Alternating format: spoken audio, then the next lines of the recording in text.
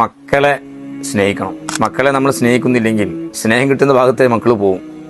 അതാപ്പോൾ കണ്ടുകൊണ്ടിരിക്കുന്നത്. മാതൃക നബി സല്ലല്ലാഹു അലൈഹി വസല്ലം തങ്ങൾ തന്നെയാണ്. തങ്ങൾ മകളെ പറ്റി ഖിത്അത്തു മിന്നി എന്ന് പറഞ്ഞില്ലേ, ഫാത്തിമേൻ്റെ കരളിൻ്റെ കഷ്ണമാണ്. അല്ല നമ്മളാരെങ്കിലും നമ്മുടെ മക്കളെ പറ്റി എപ്പോഴാണ് പറഞ്ഞു എൻ്റെ കരളെന്ന് വിളിച്ചുക്കണം മക്കളെ?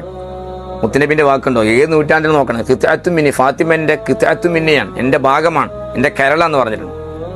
നിങ്ങൾ നോക്ക്, ഹസൻ ഹുസൈൻ എന്ന പേരക്കുട്ടിയെ കാണാൻ വേണ്ടി മുത്തുനബി വീട്ടിലേക്ക് വരും, ഫാത്തിമാവിൻ്റെ വീട്ടിലേക്ക് വരും.